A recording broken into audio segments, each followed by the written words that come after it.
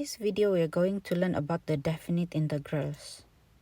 Before we go further, we will learn the basic properties of integration. The first property is the integration of a constant c from a to b is equals to c multiplied by b minus a. The second property is the integration of c multiplied by fx from a to b. Because c is a constant, so we can factor out. The third property is the integration of fx from a to a is equals to 0.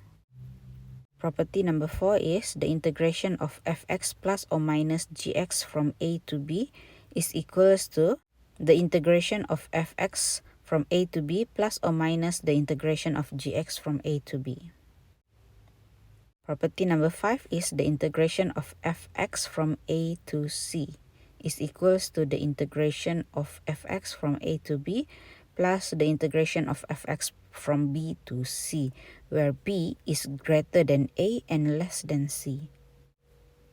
Property number 6, if fx is greater or equals to 0 for interval from a to b, then the integration of fx from a to b also greater or equals to 0.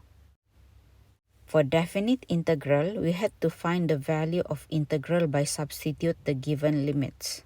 So for this question, we will integrate the function first. But this time, we don't have to write plus c. Then substitute the upper limit 3 minus with the substitution for lower limit -1. After that, calculate the answer. In question A, we want to find the integration of hx from 7 to 2. It is given that integration of hx from 2 to 7 is equals to 3. So the integration of hx from 7 to 2 is the negative of integration of hx from 2 to 7. Then substitute the value of the integral, so it equals to -3. For question B, we had to split this into the integration of 5 from 2 to 7 minus the integration of hx from 2 to 7. Then integrate 5 where it becomes 5x. And for integral hx from 2 to 7, we just substitute the value given. Now substitute the upper limit and lower limit for 5x. Then solve it. In this example, we want to find the integral for a piecewise function, where it is defined as exponent x for x greater than 0 and 3x squared plus 1 for x less or equals to 0. So for question A, we want to find the integration of fx from -2 to 0.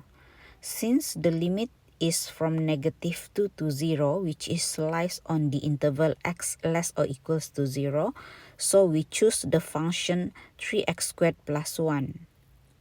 Then integrate it. And substitute the upper limit and lower limit and solve. For question B, it is the integration of fx from 0 to 5. Since the limit 0 to 5 lies on the interval x greater than 0, so we choose the function exponent x. Then integrate, where the integration of exponent x equals to itself. After that, substitute the limits and solve. For question C, the integration is from -2 to 5.